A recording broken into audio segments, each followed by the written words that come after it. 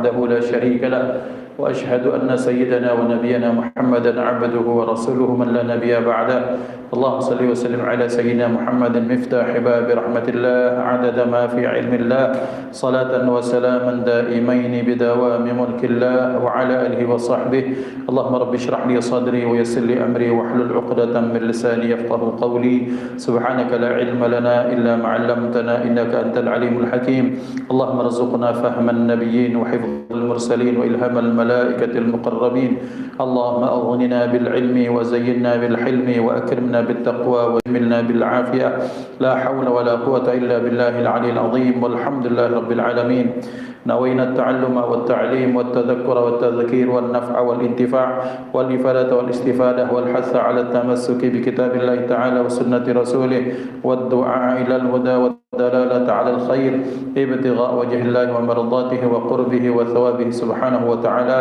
على هذه النية وعلى كل نية صالحة وإلى حضرة النبي المصطفى محمد صلى الله عليه وسلم بسر الفاتحة أعوذ بالله من الشيطان الرجيم بسم الله الرحمن الرحيم الحمد لله رب العالمين الرحمن الرحيم مالك يوم الدين إياك نعبد وإياك نستعين إن الصراط المستقيم صراط الذين أنعمت عليهم. Pada malam hari ini kita akan melanjutkan pembahasan kitab Tanbihul Mughtarrin yang dikarang Al-Imam Abdul Wahhab Asy-Sya'rani. Yang kitab ini diberi nama Tanbihul Mughtarrin, peringatan bagi orang-orang jangan sampai menjadi orang yang tertipu dengan diri sendiri, tertipu dengan hawa nafsu, tertipu dengan setan, tertipu dengan dunia yang memang menipu, sehingga kita termasuk orang-orang yang diselamatkan Allah dari fitnah dunia dan azab akhirat insyaallah. Kita akan lanjutkan biidznillah. Bismillahirrahmanirrahim. Qala al-muallifu rahimahullahu ta'ala wa nafa'ana bi'ulumihi fid dharain amin. Berkata muallif pengarang kitab ini, mudah-mudahan Allah berikan manfaat untuk kita baik di dunia maupun akhirat dari berkah dan ilmu yang beliau ajarkan kepada kita. Wa min akhlaqihim radhiyallahu anhum, dan termasuk akhlak mereka radhiyallahu anhum, akhlak para aulia, para kekasih Allah. Kathratu ta'zimihim hurmatal muslimina wa mahabbatal khairi lahum li'annaha min jumlati sya'airillahi ta'ala. Betapa orang-orang terdahulu, para salafus salih, aulia Allah, para kekasih Allah, mereka amat sangat mengagungkan hurmatal muslimin, kehormatan seorang muslim, wa mahabbatal khairi lahum, dan mereka sangat menginginkan kebaikan untuk mereka, li'annaha min jumlati sya'airillah, karena akhlak ini merupakan bagian dari syiar-syiar Allah Ta'ala. Bapak Ibu dimuliakan Allah, kita sering mendengar kata syiar. Apa itu syiar? Syiar itu, kalau baju orang Arab itu ada syiar, ada disar. Syiar itu jubah luar, disar itu jubah dalam, baju dalam. Cerita tentang syiar dan disar ini kita teringat cerita Sayyidina Al-Imam Hasan bin Ali binti Fatimah radhiyallahu ta'ala anhu, bahwa Sayyidina Hasan bin Ali, Sayyidina Hasan anak Sayyidina Ali, anak Siti Fatimah cucu Rasulullah, syukran, bahwa beliau pernah pada satu saat membasuki ini diprotes karena beliau ini orang yang perlente. Sayyidina Hasan ini cucu Nabi ini perlente, jubahnya mahal, mungkin batu cincinnya mahal, kemudian siapa yang tahu itu? Beliau mentang-mentang ya, sama kami juga senang batu. Kemudian pecinya mahal, minyaknya mahal, minyak wanginya mahal. Maka kemudian ini orang ada orang yang iseng, bukan iseng, bahasa kita Palembang ini cerodian ngomong ke Sayyidina Hasan, ya Hasan, Anda adalah cucu Nabi, mestinya Anda itu tampilnya sederhana, identiknya compang-camping lah. Dalam benak sebagian orang bahwa orang tasawuf sufi itu harus pakai baju compang-camping, baju buruk, tidak kalau ngenti, kira-kira seperti itu. Maka beliau menyatakan, kau tahu apa dengan diriku? Engkau lihat yang zahirnya, engkau tak lihat dalamnya. Maka beliau paratkan wong itu, ini syiar jubah luar beliau itu mahal minta ampun. Kemudian ketika dibukakan jubahnya, kemudian dipegang dengan tangan ini. Pegang baju dalam, ternyata bajunya baju yang buruk, yang lusuknya. Kata beliau apa? Adapun baju luarku yang mahal ini, supaya aku tak butuh pada makhluk. Dan adapun bahwa jubahku yang di dalam, yang baju di dalam ini buruk, supaya orang tak tahu betapa aku sangat butuh akan kebaikan Allah Subhanahu wa taala. Jadi jangan kau cak kemudian selalu misalnya menampakkan sederhana, padahal sederhana itu palsu. Pengen dikatakan orang yang sederhana dekat sama Allah, tapi sebenarnya kalau dak pacak menadokan dak, bahkan mungkin lebih mewah daripada itu. Itu kira-kira bahasa yang tak tersampaikan dari Sayyidina Hasan bin Ali. Maka ikhwan yang dimuliakan Allah, di situ ada syiar, ada dithar. Maka syiar itu adalah segala perkara yang perkara itu sesuatu yang bisa lihat, nampak, yang kemudian kalau kita laksanakan itu maka agama ini, Islam ini sampai kepada siapapun. Maka syiar itu apapun kegiatan, apapun perbuatan yang ketika dilakukan menunjukkan karakter identitas Islam kita, maka itu namanya syiar. Maka acara yang sering dilaksanakan PHBI tahunan itu syiar. Wanita muslimah yang menutup auratnya itu syiar. Kita lanang ini kemudian menjaga akhlak, kemudian dalam setiap kegiatan kita, misalnya kita menjaga marwah kita sebagai laki-laki, itu syiar.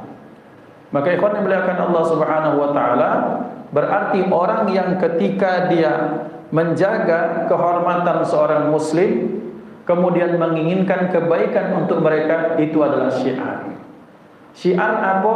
Syiar bahwa Islam ini adalah agama yang mengajarkan nilai-nilai kemanusiaan. Kalau bahasa wong Jawa itu makmana kita dipacak pesan guru kami menganggap beliau guru dan mudah-mudahan beliau menganggap kami murid. Kiai Haji Ihya Ulumuddin di Pujon, beliau muridnya Abu Yasir Muhammad bin Ali Al-Maliki. Beliau menyatakan kita ni yang berat makmana tu uji orang Jawa ngewong ke uwong, memanusiakan manusia. Melihat manusia karena dia manusia, bukan karena titel hanya, bukan awalnya DRS, bukan ujungnya LC atau MSC, mantan sopir camat MSC, atau bukan MAG misalnya, Master Alam Gaib misalnya. Artinya apa? Kadang-kadang orang ini sering yang ceramah siapa? Ada ujung tak? Ada pangkal tak? Kalau tak katik ujung, katik pangkal, tak galak dengar.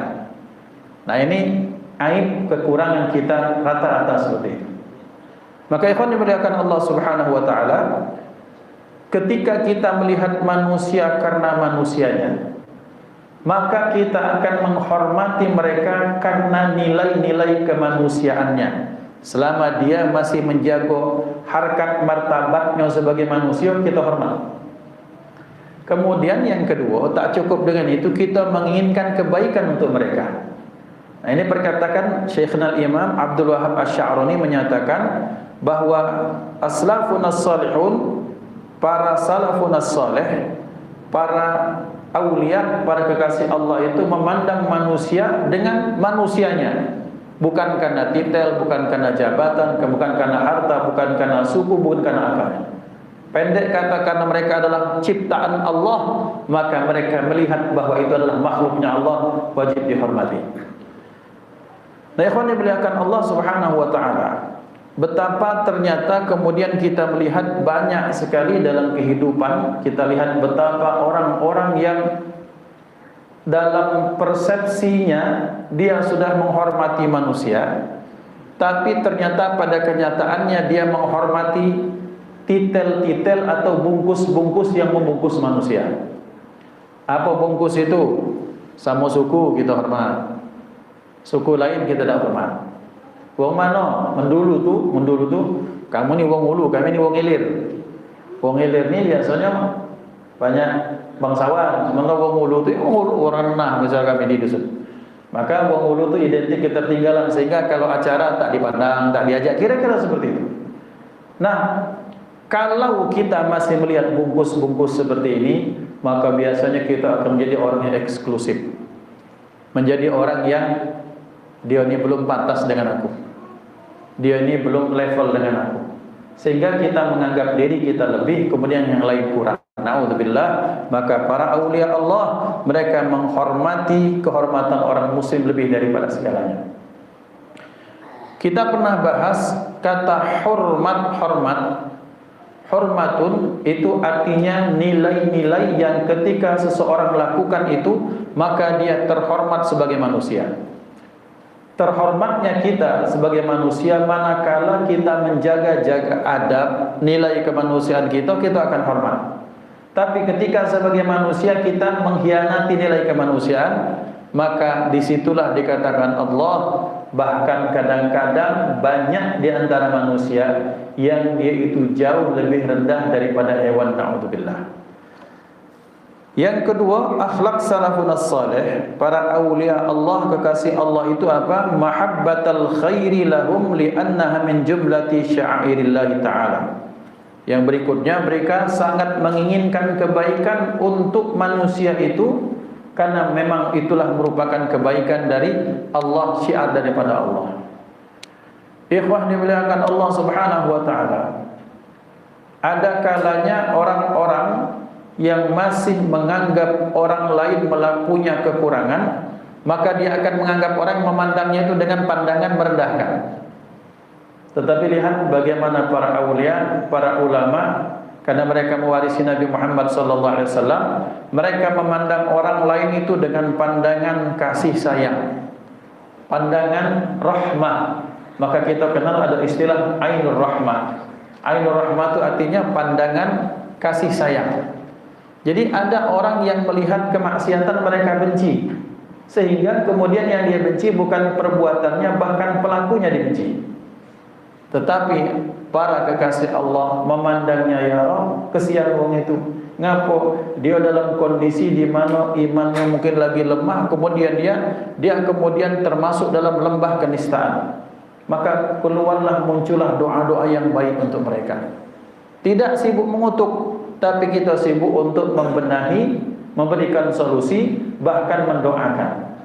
Nah, ini yang disabdakan, ini yang didoakan baginda Nabi Muhammad SAW. Allahumma hdi qaumi fa innahum la ya'lamun. Ya Allah, berikan hidayah, tunjuki umatku itu, karena kenapa? Karena mereka belum tahu nilai kebenaran. Kalau mereka lah tahu, maka mereka pasti akan menerima dakwahnya Nabi Muhammad SAW. Maka penjelasan detail daripada poin ini dikatakan wa qad kana Abu Bakrin As-Siddiq radhiyallahu anhu, dan adalah Sayyidina Abu Bakar As-Siddiq radhiyallahu anhu yaqulu, beliau berkata, la yahqiranna ahadan minal muslimina fa inna saghiral muslimina indallahi kabirun. Sayyidina Abu Bakar As-Siddiq, manusia yang terbaik, manusia yang paling utama setelah baginda Nabi Muhammad sallallahu alaihi wasallam. Makna utama, ini makam Nabi, dan mudah-mudahan Allah sampaikan kita ke makam Rasulullah. Amin, Allahumma amin. Jadi makam Rasulullah berselang, ada space kosong, di sebelahnya ada Sayyidina Abu Bakar. Jadi setelah kita mengucapkan Assalamualaikum ya Sayyidi ya Rasulullah, setelah itu kita ucapkan Assalamualaikum ya Abu Bakrin. Itu artinya manusia kalau bukan orang terpilih, tak mungkin jasadnya itu disandingkan dengan jasad mulia baginda Nabi Muhammad SAW. Apa pesan Sayyidina Abu Bakrin As-Siddiq? Beliau menyatakan, la yahqiranna, jangan sampai, jangan sekali-kali seseorang itu ia menghinakan, merendahkan orang lain karena dia orang Islam. Fa inna saghiral muslimina indallahi kabirun. Karena orang kecil, maksudnya yang kecil ini dianggap kecil dari sekian banyak orang muslim itu, sungguh di sisi Allah itu mereka besar. Kecil di sini, kecil pendapatan. Kecil di sini, datangnya tidak diagoi, dak katiknya tidak dicari, itu kecil. Bukan kecil badan, bukan. Tapi kecil di tengah masyarakat ini tak dihitung. Bahwa suaranya itu tak nambah suara orang banyak. Jadi nambahi barisan tepuk tangan pun orang tak akan menganggap dia. Nah, kata Sayyidina Abu Bakar As-Siddiq, jangan seseorang itu merendahkan orang lain dari orang Islam. Karena orang kecil, orang yang tidak dianggap dari golongan muslim itu, di sisi Allah mereka sangat besar. Ngapo sangat besar? Karena di dada mereka ada kalimat La ilaha illallah Muhammadur Rasulullah. Nah, ikhwan dimuliakan Allah, inilah mestinya dalam hati kita, sudut pandang kita. Kalau kita nyengok wong lain itu yang pertama itu. Kadang-kadang kita lupa melihat ada pelaku kemaksiatan, langsung kita hardik mereka. Langsung dalam hati, ada orangnya. Langsung seolah-olah mereka merupakan, pasti mereka menjadi orang yang tersesat selamanya. Nah, ini namanya menghina, merendahkan. Ikhwan yang dimuliakan Allah Subhanahu wa taala, beliau Sayyidina Abu Bakar Siddiq menyatakan jangan sampai kita merendahkan orang muslim siapapun dia, bahkan yang kita anggap kecil, kita anggap tak kita anggap karena hinanya, karena ekonominya, karena jabatannya yang tak seperti kebanyakan orang, karena kecilnya menurut kita belum tentu kecil di mata Allah Subhanahu wa taala. Bukankah zaman dahulu diceritakan ada seorang ulama yang beliau ini pengembara.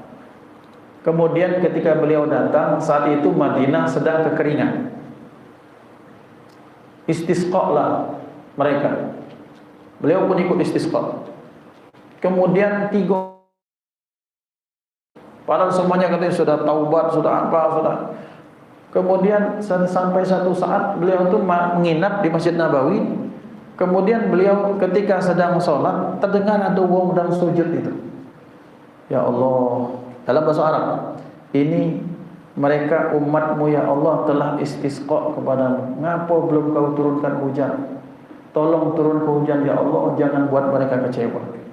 Selesai beliau sholat, debur hujan turun. Setelah itu balik, sambil nangis sudah ada, balik hilang. Ternyata beliau ini zaman dulu masih ada perbudakan. Jadi bahasa kita lebih rendah dari pembantu lah kira-kira. Pecah kalau kita nonton film dulu Little Missy yang hamba-hamba sahaya di Afrika, kira-kira seperti itu. Maka beliau masuk ke rumahnya yang gubuk reot, kemudian dilihat dari jauh oleh ulama itu, maka kemudian dia langsung bergegas ke rumah tuannya. Karena melihat pakaian kebesaran ulama disambut dengan baik. Wahai tuan, ada apa? Saya pengen beli hamba saya. Absyir, kata silakan. Oh, dia turun. Mana? Aku, kata beliau ini, nyari wong yang ciri-cirinya seperti ini. Kurus, kering, ya hitam, bajunya lusuh. Ya, katanya, ngapo nak beli yang itu tuan, wahai tuan ulama. Ngapo menbaso kita ni dak kati ambean. Begawe dak kuat, sakit-sakitan, kemudian dia ngapo? Pokoknya aku nak dia.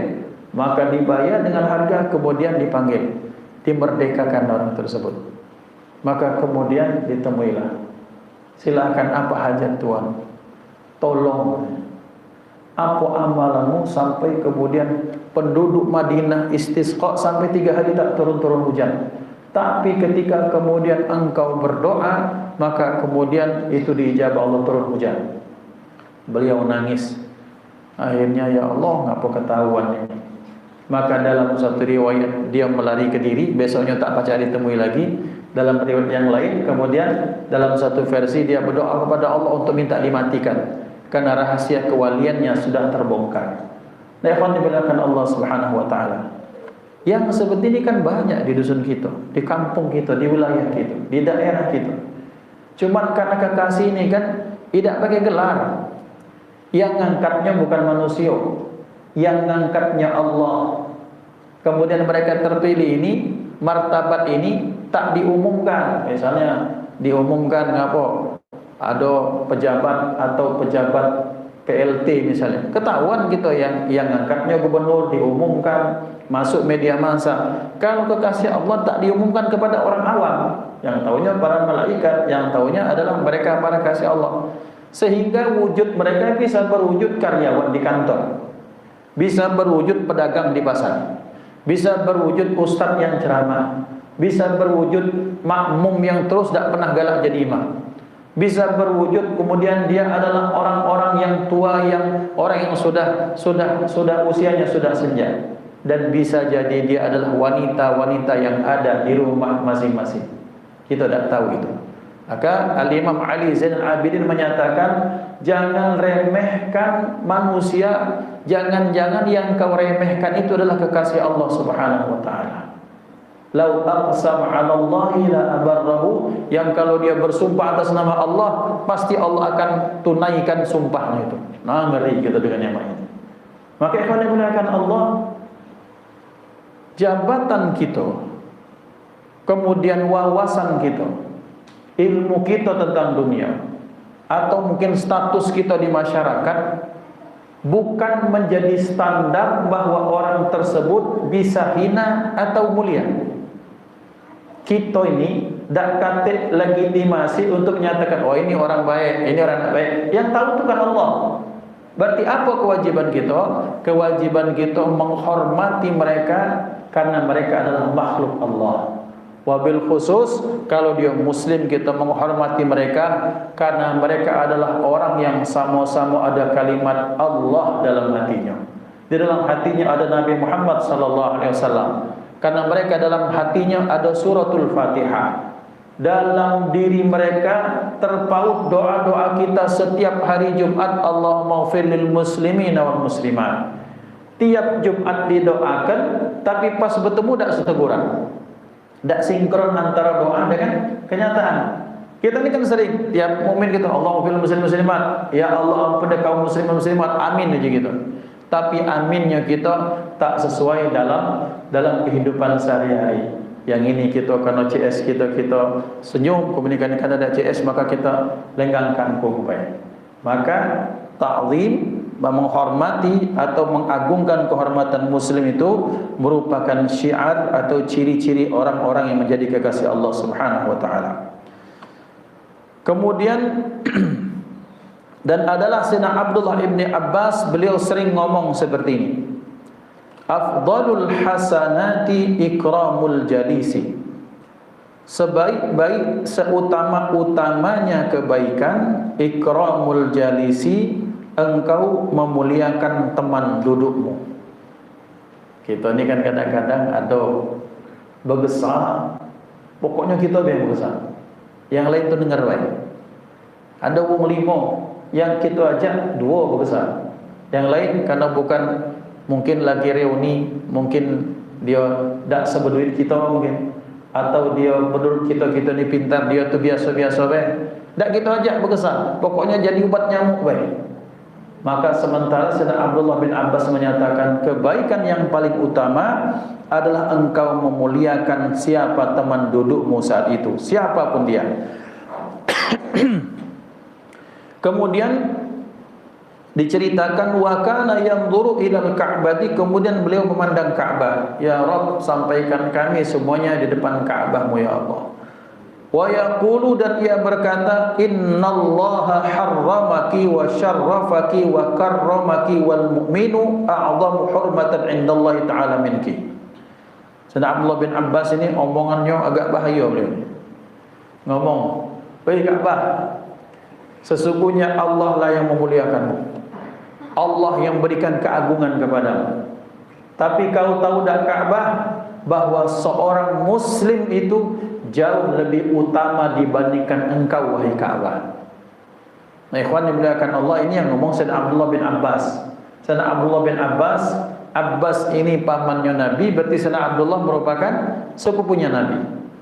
Beliau ini ngomong, wahai Ka'bah, engkau dimuliakan Allah, engkau diagungkan Allah. Maka salah satu doa yang kalau kita doa, ya Rabb, maka tambahkanlah rumah ini tasyrifan wa takriman wa ta'ziman wa mahabatan wa birra. Maka tambahkan mulia untuk rumah ini, kemuliaan, kebaikan, kewibawaan dan kebaikan-kebaikan untuknya.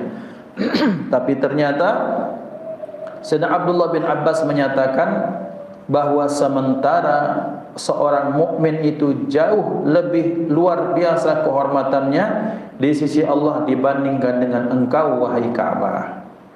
Nah, ini. Kemudian selanjutnya wa kana Ikrimah radhiyallahu anhu. Ikrimah ini siapa? Ikrimah ini pembantunya Ibnu Abbas. Ibnu Abbas ini kan sepupu Nabi. Beliau punya banyak murid dan salah satu murid beliau ini namanya Ikrimah. Ikrimah ini julukannya yang paling terkenal Maula Ibni Abbas. Ikrimah hamba sahayanya Ibnu Abbas. Kemudian oleh Sayyidina Abdullah bin Abbas beliau dimerdekakan, kemudian jadi muridnya. Maka kita kenal perawi-perawi hadis dari kalangan tabi'in zaman dahulu banyak mantan hamba sahaya, termasuk Ikrimah. Ikrimah ini setiap hari bersama Sayyidina Abdullah bin Abbas sehingga ilmu-ilmu beliau itu diserap oleh beliau dan diajarkan kepada murid-muridnya. Pembelajarannya adalah bahwa ilmu tak memandang gelar, ilmu tak memandang status. Betapa banyak bahwa mantan pembantu, mantan hamba sahaya kemudian menjadi imam. Mereka menjadi orang yang diagungkan. Bahkan para raja duduk di depan mereka dengan penuh ta'zim. Berkah apa? Berkah ilmu yang ada dalam diri mereka sehingga mereka menjadi pewaris baginda Nabi Muhammad sallallahu alaihi wasallam. Adalah Ikrimah radhiyallahu anhu yaqulu, ia berkata, iyyakum an tu'dhu ahadan minal ulama'i fa inna man adza 'aliman faqad adza Rasulullah sallallahu alaihi wa alihi wasallam. Ini semakin mengkerucut. Kalau tadi mukmin secara umum, maka beliau menyatakan hati-hati kalian jangan sampai kalian menyakiti satu pun dari ulama. Maka siapa saja atau dikarenakan siapa saja yang menyakiti seorang alim, maka sungguh dia telah menyakiti baginda Nabi Muhammad sallallahu alaihi wa alihi wasallam. Ikhwan yang dimuliakan Allah, dulu ada satu penggalan sejarah yang disebut sebagai mihnah. Mihnah itu bencana sebutnya. Zaman dahulu para ulama banyak ditangkap, bahkan mereka mati di tiang gantungan. Kenapa penyebabnya? Karena saat itu raja ini dibisiki oleh kaum liberal. Mereka kaum Mu'tazilah, orang yang mengedepankan logika. Mereka dekat merapat ke pemerintah sehingga pemerintah saat itu melok apa kata mereka para ulama ini. Kemudian mereka menyatakan sampai kepada satu pembahasan bahwa Quran itu makhluk. Quran itu makhluk karena dia bukan Allah, maka Quran itu makhluk. Maka pendapat ini diaminkan oleh sultan saat itu, oleh khalifah. Sehingga dipanggillah ulama-ulama yang lurus ini, kemudian diadakan tahkim, diadakan mahkamah. Mereka diadili. Kalau tidak diterima pendapatnya raja atau ulama liberalis ini, maka mereka di penjara. Termasuk siapa? Sayyidina Abu Hanifah. 20 tahun beliau di penjara. Imam Malik itu bahkan diriwayatkan Imam Malik itu dipecut, dipukul tangannya sampai beliau tak bisa mengangkat tangan takbir. Pendapat dalam mazhab Imam Malik itu pendapatnya menyatakan bahwa ketika Allahu Akbar kemudian tidak disunnahkan bersedekap tapi maini. Jadi kalau kita nyengok orang mazhab Malik itu mereka Mereka setelah takbir Allahu Akbar mereka seperti ini. Itu mengambil bagian dari ijtihadnya Imam Malik. Ikhwan dimuliakan Allah, bahkan Al-Imam Abi Hanifah itu diracun dalam penjara. Nah ini lihat. Bahkan dikatakan oleh Sayyidina Ikrimah, dan ini merupakan nubuah dari Nabi Muhammad sallallahu alaihi wasallam bahwa kelak di akhir zaman akan banyak orang-orang yang menyakiti para ulama. Dan di zaman beliau terjadi. Bagaimana lihat Sayyidina Husain ketika dalam peristiwa Karbala misalnya, Sayyidina Hasan yang meninggal diracun. Kemudian para ulama yang mereka itu banyak disiksa, bahkan Al-Sayyid Imam Ahmad bin Hanbal itu mati di tiang gantungan untuk mempertahankan pendapatnya. Maka beliau menyatakan hati-hati hati kalian, jangan sampai kalian menyakiti satu pun ulama. Karena siapa saja yang menyakiti ulama, maka sungguh dia telah menyakiti Rasulullah sallallahu alaihi wasallam. Bapak Ibu, terus makmano konteks ke kita sekarang. Ustaz, ada ulama ini dalam tanda kutip bebala dengan ulama ini. Makmano sikap kita? Demlah, itu urusan mereka, bukan urusan kita. Mungkin kita pernah tahu kisah ini. Bagaimana dalam tanda kutip perseteruan bebala itu, Gus Dur itu bebala dengan Mbah Maimun Zubair bertahun-tahun. Viral di tengah masyarakat Gus Dur itu apa pendapat Syekhana Maimun Zubair ataupun Syekhana Maimun Zubair itu mengeluarkan sesuatu dibantah oleh Gus Dur. Atau ketika Gus Dur ngomong dibantah oleh Mbah Maimun Zubair. Yang menariknya ketika Gus Dur meninggal, siapa baca doa? Mbah Maimun Zubair. Siapa yang ceramah ketika nigo harinya? Mbah Maimun Zubair. Siapa yang sampai nuju tempat bulan? Mbah Maimun Zubair. Ngapo baca itu? Ketika dan nigo itu beliau ungkapkan, kamu ini, aku berani ngomong ini karena almarhum Gus Dur telah meninggal. Ngapo? Kenapa saya bertengkar dengan Gus Dur? Seperti yang kalian lihat, itu amanah perintah dari Gus Dur kepada saya. Mana cerita? Jadi satu saat Gus Dur datang. Beliau biasa sawat ke Mbah Maimun Zubair. Kemudian ketika datang, "Mana Kiai?" "Ai, lagi pening Gus," masa kita. "Ngapa pening?" "Nak ngawinkan anak ini nak, teh duit." Kata zaman itu, kata Gus Dur, "Berapa butuhnya?" "Ya sekitar 120-an juta lah." Kata Gus Dur, 120 juta aku angkat dari aku. Cuman aku ada satu syarat. Apa? Jangan sampai tahu bahwa yang 120 juta ini dari aku, dan kita buat cara sehingga jangan sampai kebaikan ini diketahui oleh orang lain. Dibuatlah skenario bebala. Sudah persetujuan Gus Dur dengan Mbak Maimun bebala itu memang sudah di skenario kan dari awal. Ya bebalanya ulama, ini ngeluar pendapat statement ini dibantah oleh Maimun, Mbak Maimun keluar statement dibantah oleh Gus Dur, sampai orang menyatakan, sampai viral itu mereka tidak sebayang. Dan itu terbongkar setelah beliau meninggal. Kata beliau, karena orang yang sudah meninggal maka tak ceritakan bagaimana kisahnya. Maka 120 juta itu betul-betul dari beliau diangkatkan semuanya dengan syarat bahwa tidak ada boleh seorang pun yang tahu bahwa 120 juta itu dari Gus Dur. Lihat betapa orang-orang terdahulu menyimpan kebaikannya sebagaimana mereka pengen menyimpan aib-aibnya. Nah, ikhwan dimuliakan Allah, ulama itu seperti itu. Siapa yang rugi? Yang rugi yang bukan ulama yang melok-melok. Kubu Mbah Mun, kubu Gus Dur akhirnya bebala. Padahal mereka tidak tahu itu dalam rangka, dalam upaya untuk apa? Untuk menutupkan kebaikan Gus Dur semasa hidupnya, dan kalau sudah mati tidak ada masalah. Nah, berarti maksud al-fakir, kita kalau nyengok perbedaan ulama A dengan B sudah biarkan baik. Oh, ini ulama penjilat pemerintah. Kita tahu dari mana beliau itu penjilat? Kita tahu secara pasti apa? Sudah datang belum? Tanya ke orangnya. Tabayun bahasa yang sering di sana. Sudah tabayun belum? Sudah cross check belum? Kalau kemudian tidak cross check, kemudian sudah tahu dari banyak sumber belum bahwa beliau itu memang betul-betul pengen jilat pemerintah? Ataukah beliau pengen melakukan sesuatu yang lain yang kira-kira sederhananya teman ini? Ini jatah duit 11.000 triliun ini, kalau tak kata ulama yang nak ngambilnya diserahkan kepada umat, jangan-jangan mohon maaf dimakan setan kalau 11.000 triliun habis. Dah kata menyelamatkannya. Nah, tidakkah kita berpikir seperti ini?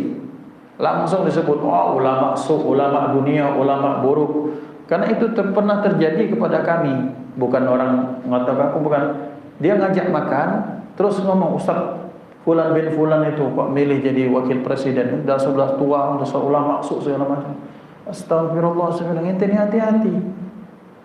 Jangan sembarang menuduh. Karena ketahuan orang itu dari omongannya, berarti ente kalau memang mendekat pemerintah berarti pengen apa? Pengen dipilih. Beliau tidak. Nah itu ulama zaman dulu jangankan apa, nak keluar rumah kapan tempat jauh misalnya dalam Palembang nak ke Jawa, mereka istikharah dulu. Ngenjuk nama anak istikharah dulu. Ngenjuk nama anak, melekan sekolah anak mereka istikharah, mak mano nak nyalon jadi wakil presiden, pasti mereka istikharah dulu. Jadi jangan dianggap remeh, jangan cak kita ni ngitung beli ulama tu cak kita tu yo setiap dekat pemerintah tu pengen cari muka cari cuan. Hati-hati, minimal hadirkan 70 alasan husnuzon kita.